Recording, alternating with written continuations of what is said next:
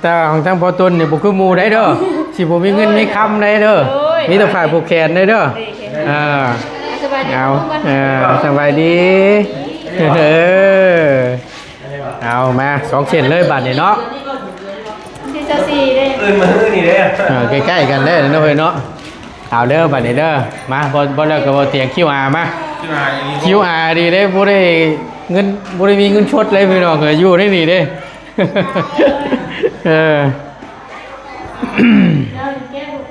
คิดว่าเขาเยอะบ่โอ้ของแท้ดีเด้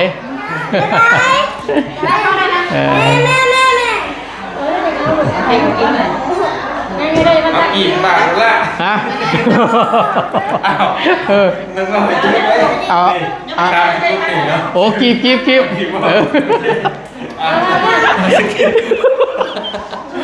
เอาจะมาดิไงการให้เนาะโอ้กักเลยเนาะคุยเป็นยวนนานติดตามรถบาทนี่เอาพอดีนั่นของอีกท่านนะว่ากินอีกบ่ใช่เล่นแหละอันนี้โมเมนต์นิดหน่อยก็แม่ชี้มันเรื่องพวกเด็กตัวกันได้ไหมคะแล้วนั่นป้าอะไรเพื่อนถูกไหม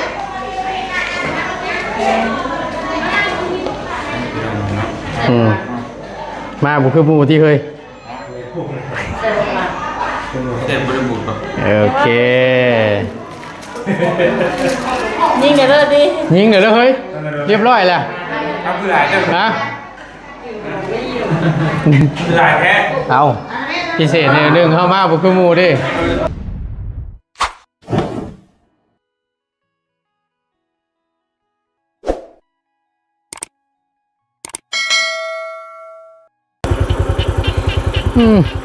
พร้อมกับเสียงเขียดแอกห้องออดแอดระบาดเลยไปเดี๋ยวฮอดจะค่อยเปิดเปิดสิวิทย์จากท่าหอลัดมาทางท่าหอพี่น้องลัดมาทางลัดเนาะน้ำเต็มอยู่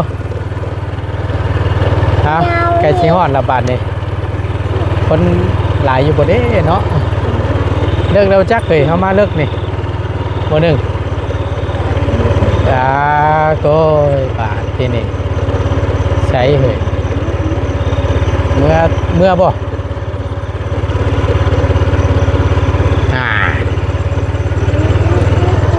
อันนี้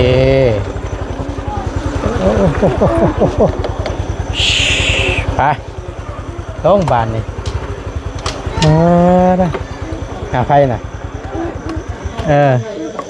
ไปน้อง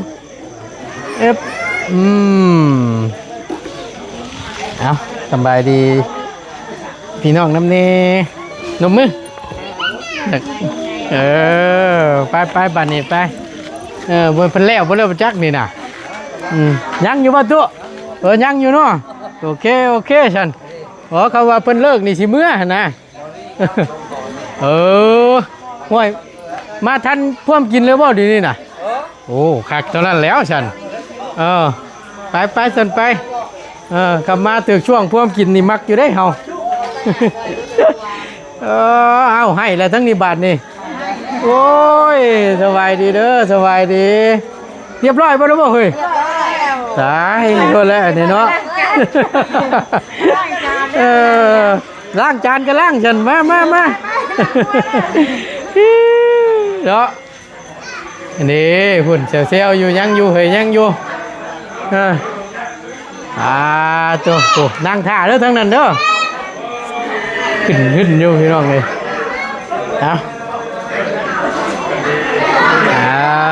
ตัวสบายดีโดยเรียบร้อยก็เลยน้องเฮ้ยเนาะเรียบร้อยก็แล้วโดยเอาเนาะมื้อนี้ก็เป็นอีกมื้อนึงมื้อวันเกิดน้องเจนนี่พี่น้องเอ้ยเนาะเดี๋ยวจะครบรอบ2 ปีแล้วจังน้องเจนนี่ก็ได้เนาะ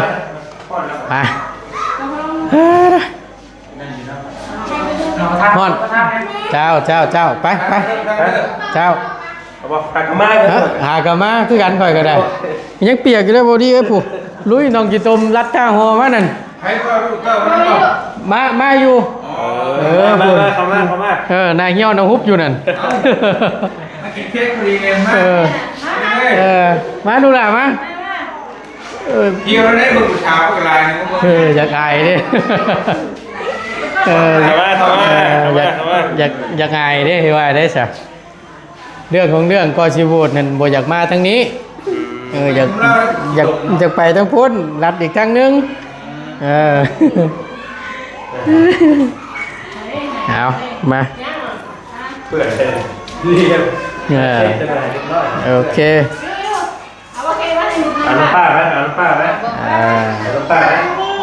เห็นออกเลยเห็นป่ะลุยอยู่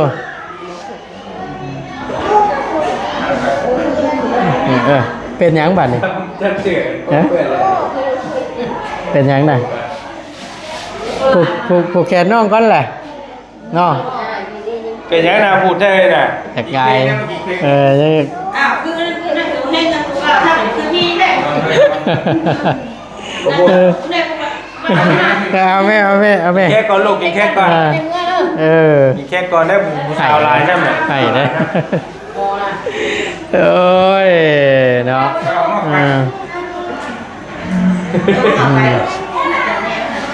มาจันบอกว่าอะไรใจห้างมิตรว่าผูกแขนน้องก้อนบัดนี่มะหาเลยเด้อโอเคต้องอะไรเด้อนั่นเดียวเขามึงไงนะ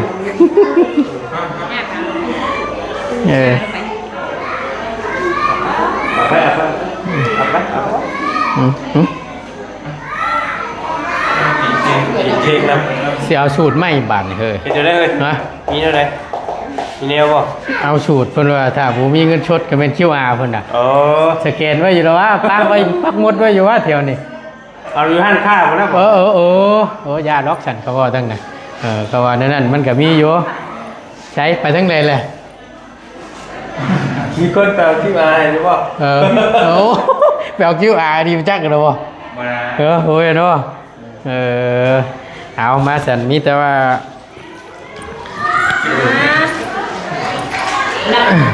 โอ้ยน้อยเบิดชมว่าเบิดไปก้อนนึงเลยนี่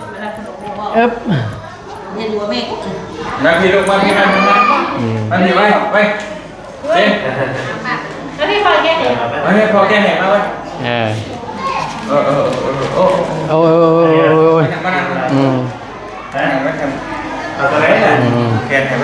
มาผิดทุกอย่างมาผูกคอต่อแขนก่อนมาหากแต่ว่าของทั้งพอตุนเนี่ยบุกคือมูได้เด้อสิบุมีเงินมีคำได้เด้อมีแต่ฝ่ายผูกแขนได้เด้อเอาสบายดีเอามา2เส้นเลยบาทนี่เนาะที่จะ4เด้มาฮื้อนี่เด้ใกล้ๆกันเด้อเนาะเฮ้ยเนาะเอาเด้อบาทนี่เด้อมาบ่เลิกก็บ่เตียง QR มา QR ดีเด้บ่ได้เงินบ่ได้มีเงินชดเลยพี่น้องก็อยู่ได้นี่เด้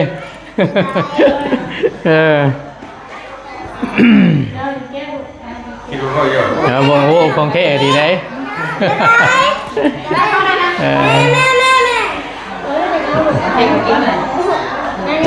กี่บาทละฮะมันก็ไม่ใช่โอ้กีบ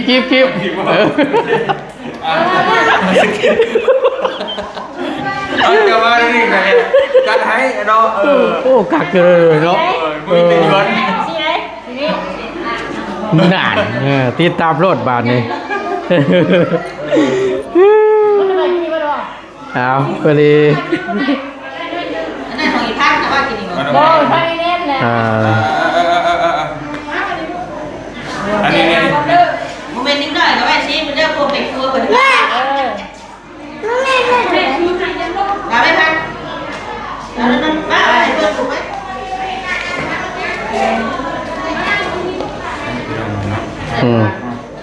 มาบุกคือหมู่ที่เคยเต็มบริบูรณ์โอเคยิงเดี๋ยวเลิกดิยิงเดี๋ยวเลิกเฮ้ยเรียบร้อยแล้ว เอาคือหลายเจ้า ฮะ หลายแท้ เอาพิเศษเนี่ยหนึ่งเข้ามาบุกหมูดิเออเฮ้ย มาพอครับ เอามาบานนี้ใส่มาลูกหลานมาโอเค เดี๋ยวสิผูกแขนก้อนแหละจังสีอธิบายสุพังเนาะโอ้ยเนาะเอาเด้อบ่เตียงเด้อเป็น2 ล้านกับ100,000เป็นเงินทางเอ้ยหักกับไม่หักเขาแหละเอ้ยปันนี้ก็ไม่ตู้เวียงคำเด้ออีก200,000แล้วเป็นเงินไอ้ที่1ผูกแขนซอยเด้อเอากับพี่แต่ว่าเป็นตัวแทนว่าสั้นสาเนาะมาเอาให้อยู่ดีมีแห้งเด้อบัดนี้เด้อสุขสันต์วันเกิดครบรอบ2 ปีเด้อนี่เนาะให้เรียกง่ายใหญ่ไว้เด้อเป็นคนลูกผู้ดีของทางพ่อแม่เด้อเจนนี่เด้อเอาเรียกง่ายใหญ่ไว้เด้อหนุ่มหมันก่อนเงินโอเค โดยแม่เนาะ โดย มันเกิดลานคุณในลาย โดยก็แต่พูดแหละแต่ลนฝากมาจะบว่างเราก็เลยว่าเป็นตัวแทนแน่ๆเราโอเคผู้เบิ่งเลยดูพี่น้องเลย 30 บาท โอ้เอาได้สุด จังไดคือจะฮอต10 บาทบัดนี้เว้ยมาบัดนี้ขอบใจละลายโอเคไปเครียดแล้วเพิ่นบ่อยากมาทางนี้ทางมันเปื้อนว่าซั่น นี่เด้น้องมันจะแก่แล้วมาผู้ว่าเอามาได้มื้อนี้พี่น้องเอ้ย ลายเนาะ สบายดีเด้อน้องเด้อสบายดีบ่ดิ คนลายเนี่ย ก็อบอุ่นเนาะเอาเค้กบ่เอาเค้กบ่เอาเค้กเอาเค้กเอา ช่อง เอาไปตามช่อง โอเค ยิ่งได้ช่องนึงมา อย่าให้ได้ไม่ได้ ตั้งใจ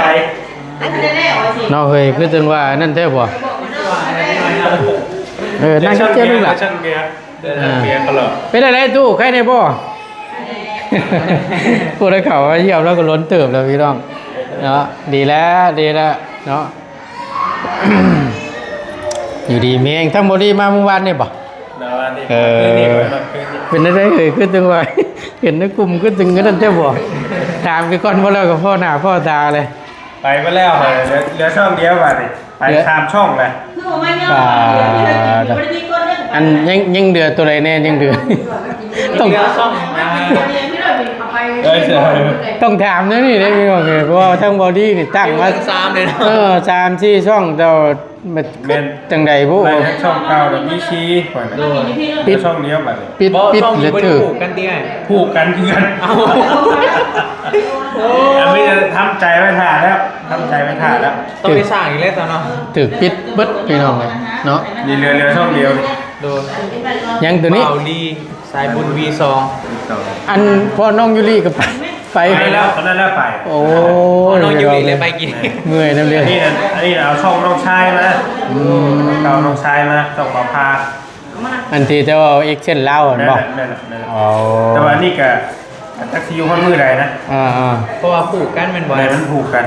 ปวดโพพี่น้องเลย ผูกกันแบบคล้ายๆแบบซ่องใหญ่แหละซ่องใหญ่เราไปเลยก็ยังเหลยซ่องหนึ่งเนาะเลยก็โดนมาเลยก็มันก็ไปตรงกันเลย เอาบวกที่ไปเอาไป เรียกว่า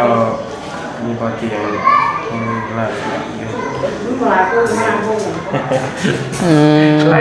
ไปวันสามได้เห็นไหมว่าเตียงลงนะ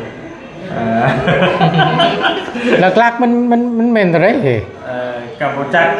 มันแจ้งอย่างป่ะ เมนแต่ว่ามันไปถ่ายนิดหน่อยแหละ เกี่ยวกับตัวนี้ แม่ อ๋อ หน่อยเราโปรจักว่าคลิปใด มันเป็นลายเนาะ มันหลายจริงๆช่องใหม่ผมก็ยังบ่ทันได้หลายนะเล็กหน่อย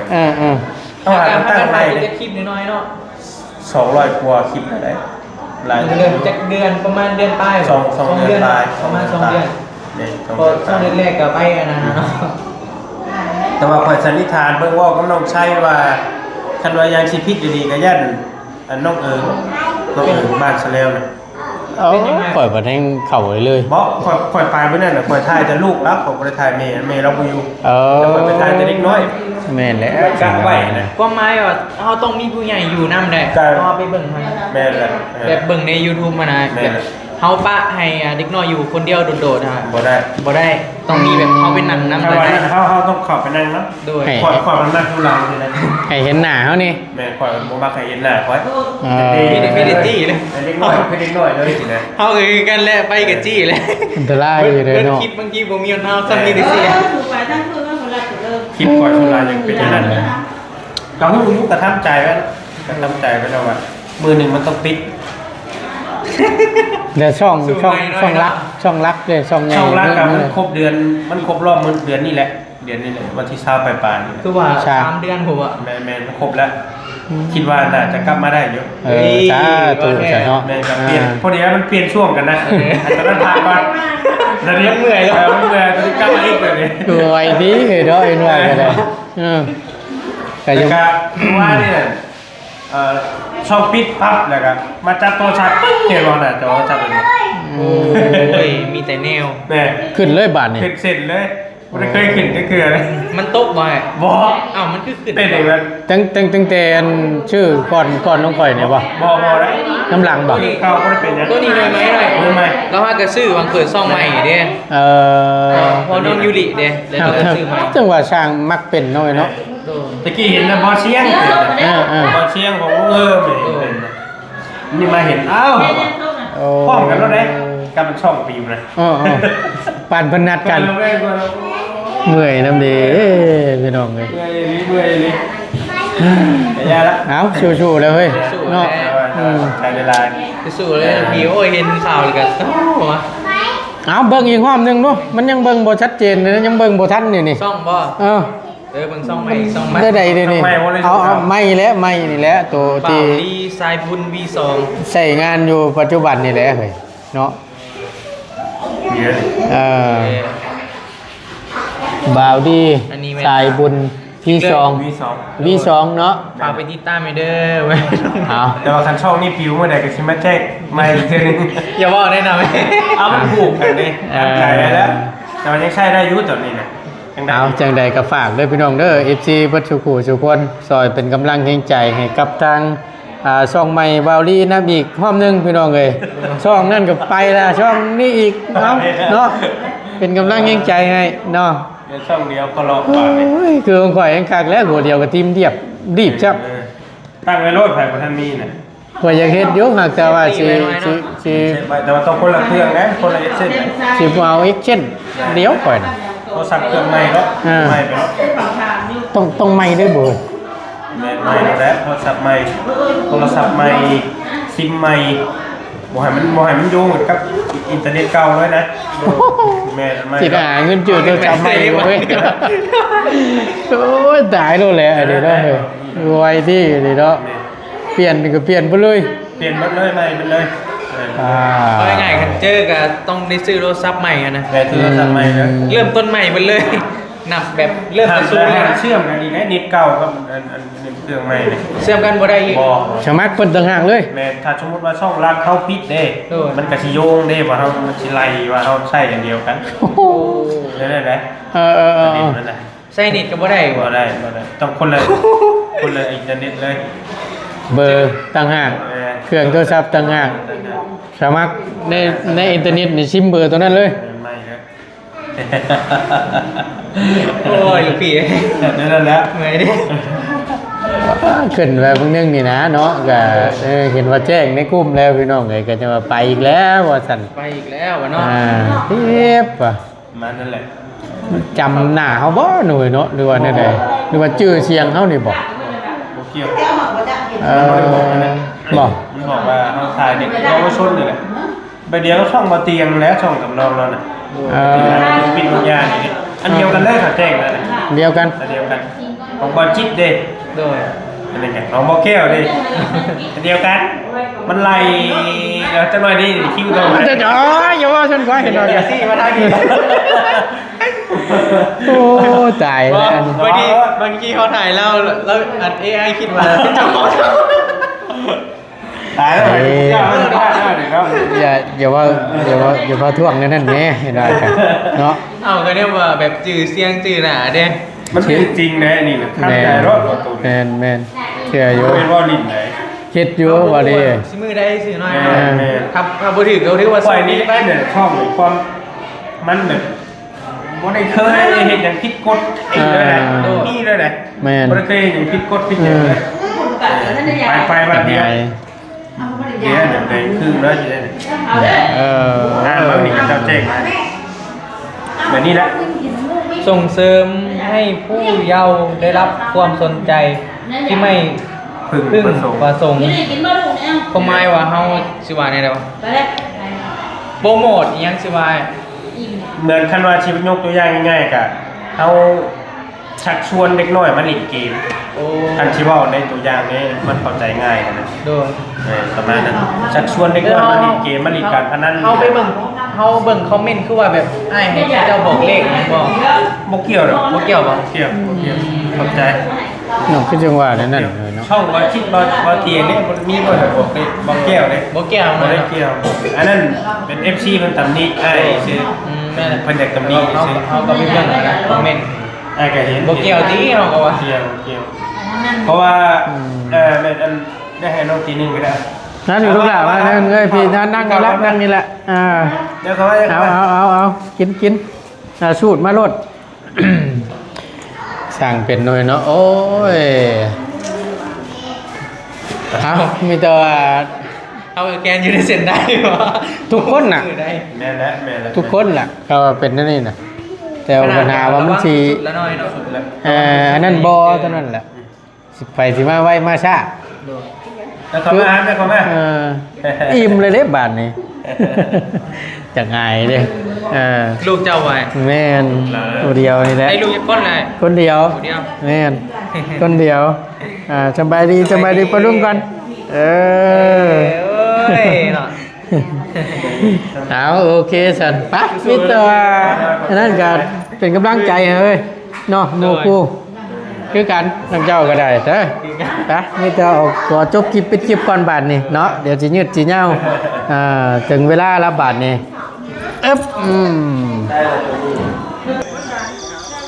ไปพี่น้องเลยเนาะก็ตั้งบ่ตูนก็ถือว่าได้มาร่วมงานเนาะหรือว่าวันเกิดน้องเจนนี่พี่น้องลูกสาวของเบาเตียงผู้ที่สองเนาะตั้งบ่ตูนก็ได้เป็นเกียรติกับทางเอื้อยฮักกับไม่ฮักเนาะแล้วก็ทางไอ้ฮักนำเอื้อยปานี่และกับทางแม่ตูเวียงคำและไอ้จอนพร้อมทางครอบครัวเนาะทั้งเอ้ยก็ไม่เพิ่นทั้งแม่เพิ่นก็ได้ฝากเงินมาให้ทางบ่ตูนเนาะก่อนจะอันนั้นตั้งแต่ลุนๆแล้วล่ะก่อนที่ทั้งเอ้ยกับแม่จะมีงานบวชให้กับทางอ้ายเนาะแล้วก็กับทางน้องที่ผ่านมานั่นแหละเนาะและฝากเงินมาให้ทางบ่ตูนนี่ฝากมาไว้ผูกแขนให้กับทางน้องเจนเนเด้อว่าซั่นเนาะก็ถือว่าทั้งเอ้ยยันบ่ว่างว่าซั่นก็เลยฝากมาให้ล่วงหน้าเนาะ100หลอนพี่น้องเอ้ยทางบ่ตูนก็ได้มาผูกคอต่อแขนถือว่าเป็นตัวแทนให้กับทางเอ้ยเราเป็นที่เรียบร้อยเนาะเอาจังใดก็ก่อนอื่นทางบ่ตูนก็ต้องขอบบุญขอบคุณขอบอกขอบใจทางเอ้ยกับแม่หลายๆเนาะพร้อมทั้งอ้ายนำเนาะที่ให้ทางน้องเป็นสะพานบุญให้ในครั้งนี้เนาะขอให้ทั้งอ้ายเอ้ยแล้วก็ทั้งแม่เนาะจงสุขภาพร่างกายแข็งแรงจงอยู่ดีมีแห้งเนาะความเจ็บอย่าสุได้ความไข่อย่าสุมีเด้อปรารถนาสิ่งใดขอให้ชมคำมุ่งมั่นลังปรารถนาเพราะว่าเสียธุรกิจการงานใดๆค้าขายง่ายมืออย่างนั้นตอนนี้ก็ขอให้เจริญรุ่งเรืองในหน้าที่การงานตลอดปีและตลอดไปเด้อเอ้ยเด้อเนาะสาธุเด้อเนาะเอาทางมาตุนจะได้ขอจบคลิปปิดคลิปลงไว้เพียงเท่านี้ก่อนอยู่ดีมีแห้งขอบบุญขอบคุณทางพ่อแม่พี่น้อง FCบัดโชคูสุคนที่คอยเป็นกำลังแห่งใจและติดตามรับชมคลิปโดยบ่ขามโฆษณาสิ่งที่สำคัญบ่ปะบ่ถิ่มเนาะอยู่ดีมีแห้งโชคมานำรวยสำหรับคลิปนี้บ่ตูนดาแล้วสบายดีเด้อพี่น้อง